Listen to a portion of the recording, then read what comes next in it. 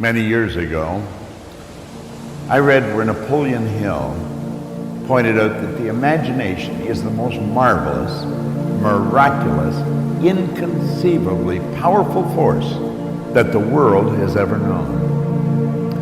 And you know, the average individual uses the imagination, if they use it at all, against themselves. They imagine what they don't want. They imagine problems coming. Let's begin to use our imagination the way God meant it to be used.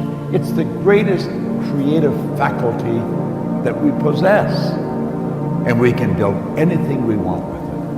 I want you to wander around your home or possibly your office and take a look at all of the conveniences that you have there that you didn't have, let's say, 2 years, 5 years, 10 years ago, 25 years ago. Do you know that every one of them, without exception, was first created in the mind of one individual with their imagination? Do you know you can use your imagination to go into the future and bring it into the present? That's what all highly successful people do. They see where they want to go, and then they act like the person they want to become. It was William James from Harvard's advice. He said it's the actor's technique. Act like the person you want to become. How do you do that? Well, you use your imagination, of course. You see, it's a strange phenomenon, but the greatest gift we've got is used very well up till the ages of 4 or possibly 5. The little child, we always wonder what's going on in their mind. They're using their imagination. They're building wonderful pictures in their mind. But then they get to school, and wham, like that, it comes to an abrupt halt. It's called not paying attention. Daydreaming. Well, what they were really doing was exercising a phenomenal mental faculty. You see, we can see, hear, smell, taste, touch. They're for our physical benefit. As long as we're living in a physical body and corresponding with the material world, we will use our sensory factors. But you know, I have a couple of little dogs at home that can hear, see, smell, taste, and touch. We've got higher faculties. You have perception, the will, memory, intuition, reason, and imagination. These marvelous tools. We can take our imagination and build an image in our mind of how we want to live. Block out what's going now. Don't let your present results have anything to do with this. Just what you want. And it's with your imagination that you will build it. Everything that we have, the camera that I'm speaking to right now, was first created in the mind of one individual. Think of how our world's changed.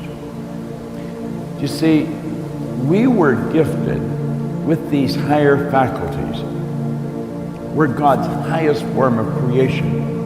We were created in God's image. We were given creative faculties to use. And you know, they're only used by 2 or 3% of the population. It's almost inconceivable that people would wander around with so much power and potential and squander it. See, the average person literally tiptoes through life, hoping they make it safely to death. It's such a shame, and it doesn't have to be that way. I think we have giant corporations and little wee creative departments. And the primary reason for that is the average individual really does not believe that they're creative. Now think. Everyone's creative, and no one is more creative than another.